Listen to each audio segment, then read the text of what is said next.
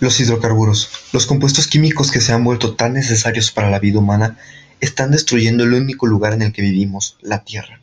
El problema que se abordará es el derrame de hidrocarburos en el río San Juan, ubicado en Cadereyta Jiménez, Nuevo León, donde una de las refinerías de petróleos mexicanos virtió hidrocarburos, ocasionando estragos en la flora, fauna y sobre todo en los cuerpos de agua superficiales y subterráneos de la zona, afectando también a las personas que viven ahí.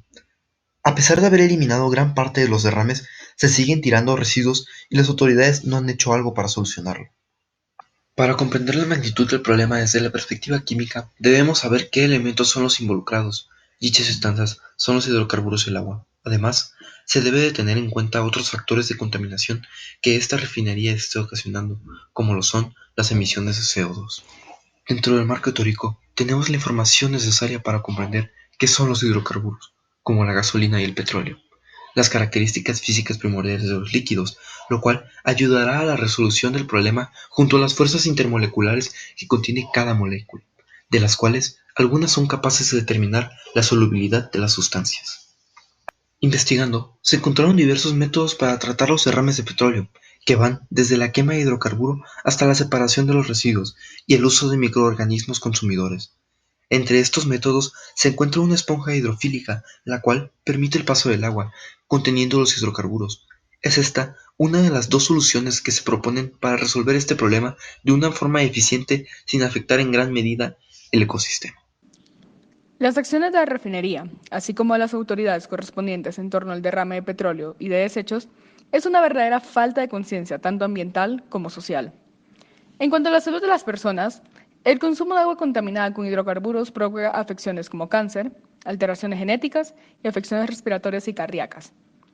También se ve altamente afectada la flora y fauna, y esto tiene repercusiones en el ciclo biológico, lo que podría provocar daños irreversibles al ecosistema y por ende a las personas que dependen del mismo, ya sea por sus cultivos, su ganado e incluso sus actividades económicas. De igual manera, se sabe que esta refinería, además de contaminar el agua, también genera muchas emisiones hacia la atmósfera, afectando de manera visible y cualitativa la calidad del aire en su entorno inmediato. De igual forma, se demandó al gobierno que se revise la operación de la planta tratadora de aguas residuales por parte de la refinería. El acceso al agua y saneamiento fue declarado derecho en México desde el 8 de febrero del 2012, pues en la Constitución Política se dice: toda persona tiene derecho al acceso, disposición y saneamiento de agua para consumo personal y doméstico en forma suficiente, salubre, aceptable y asequible. Por lo tanto, no se respetó el derecho al agua y el derecho al medio ambiente sano. Los hidrocarburos son sustancias orgánicas que solo se componen de carbono con configuración helio e hidrógeno. Algunos los consideran la sustancia principal de donde se derivan los demás compuestos orgánicos, los cuales se encuentran por lo general en estado líquido y sólido. La gasolina y el petróleo son unos de los hidrocarburos de uso cotidiano y se forman de la unión de otros hidrocarburos, por lo que al solo tener hidrógeno pertenece al periodo 1, grupo 1, y el carbono en el periodo 2, grupo 4. Resultan en moléculas apolares. A la simetría de su geometría molecular, los hidrocarburos que no presentan isómeros siguen ciertas fórmulas, depende si tienen enlaces sencillos, dobles o triples, siendo alcanos, alquenos y alquinos respectivamente. Por otro lado, el agua, conocida como el disolvente universal, tiene como átomo central el oxígeno, con la configuración de helio 2s2, 2p4, que posee 6 electrones de valencia ubicado en el grupo 4, periodo 2, el cual al unirse con dos átomos de hidrógeno da como resultado una molécula polar, debido a que el oxígeno cuenta con dos pares de electrones libres, los cuales deforman la molécula provocando que tenga una geometría angular. Las fuerzas intermoleculares son las encargadas de determinar la solubilidad de una sustancia, por lo que se dice que lo semejante disuelve lo semejante. Por tal motivo, los compuestos no polares pueden ser disueltos en sus semejantes, debido a las fuerzas débiles de Van der Waals-Zondel. Es aquí donde surge nuestro primer problema, puesto que los hidrocarburos, al ser sustancias apolares, serán solubles en disolventes no polares. Al vertirse en el agua, solo quedan como contaminantes. Ya sabemos que los hidrocarburos no se van a mezclar con el agua. Sin embargo, también es necesario conocer su densidad, puesto que esta es la que determina si la sustancia flota o se hunde en el agua. En el caso de los hidrocarburos, la gravedad específica es su densidad con respecto al agua pura. La mayoría de los hidrocarburos son más livianos que el agua. Así se puede concluir que la densidad de los hidrocarburos es menor y tiende a aumentar conforme aumenta la longitud de la cadena carbonatada. Por otro lado, las moléculas de agua forman puentes de hidrógeno entre sí, teniendo como consecuencia que exista una fuerte fuerza de adhesión y cohesión. Para poder aumentar la temperatura del agua se requieren cantidades grandes de energía, pero esto se ve influenciado por la altura a la que se encuentre. Al encontrarse los hidrocarburos en estado sólido y líquido, hay que prestar atención a este último estado de la materia, pues una de las propiedades que presenta en este estado es la viscosidad, cuyo valor varía dependiendo de la temperatura a la que se encuentre y mide la resistencia interior del fluido. La solución más viable, considerando las propiedades físicas y químicas de los compuestos involucrados, es el uso del algodón con el polímero hidrofílico y el uso de la bioremediación. Esto porque, como ya se mencionó anteriormente, el polímero repele los hidrocarburos debido a su geometría molecular simétrica que provoca que sus momentos dipolares se cancelen haciéndola polar. De igual manera, al ser más densos que el agua, se encuentran en la superficie.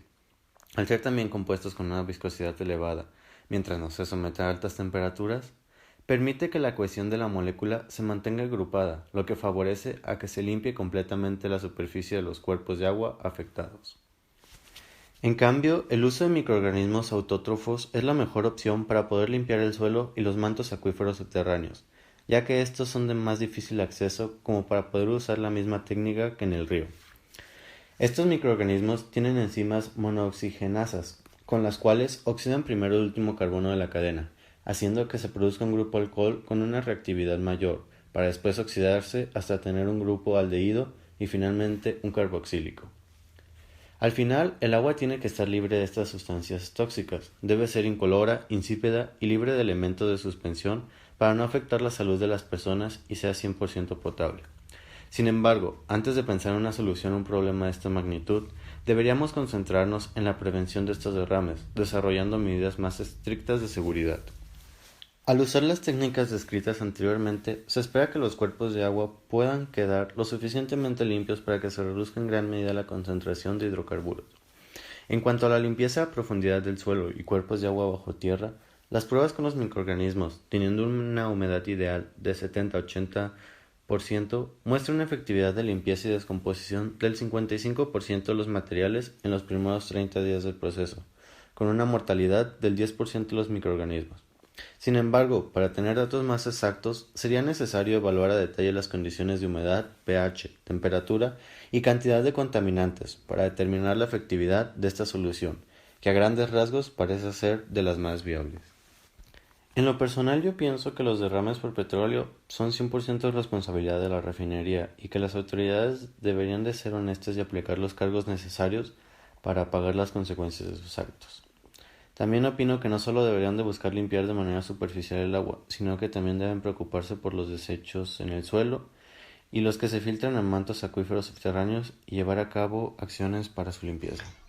Es fascinante la forma en la cual los hidrocarburos funcionan y cómo alteran el agua, pero me parece increíble cómo las autoridades permiten que cosas como estas sucedan, cómo la refinería no se hace cargo de este problema.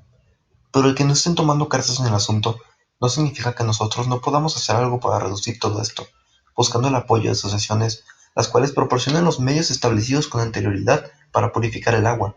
Además, tenemos la obligación de exigir al gobierno el cumplimiento de nuestros derechos, y este no puede negarse ante esto. Me di cuenta de que nuestra dependencia hacia un tipo de combustible, a pesar de que tiene muchas ventajas, da un impacto negativo hacia el medio ambiente. Al saber sobre los hidrocarburos y cómo estos interactúan con el agua, me permitieron ver con mayor claridad la gravedad del derrame del petróleo. Es importante tomar conciencia sobre este tipo de accidentes para evitarlos y trabajar en arreglar los que ya pasaron. Aunque nosotros no trabajemos en refinerías, también podemos ayudar a cambiar gradualmente nuestros hábitos para generar cada vez menos desechos. Logré observar que es muy importante conocer muy bien las propiedades de los materiales para poder realizar un trabajo eficiente en su extracción, porque de esta manera es mucho más fácil y también se conoce sobre las implicaciones de no hacer nada al respecto, lo que sería lo peor de las ideas en este caso, y que sin embargo se está tomando por lo que esto tiene que cambiar nuestra forma de dar nivel de importancia a las situaciones.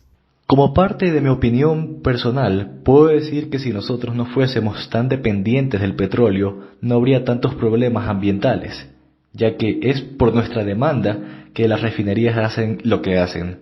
Además, la idiosincrasia de mucha gente hace que no pongan un verdadero esfuerzo en ayudar al planeta, dejando que esto sea problema de alguien más.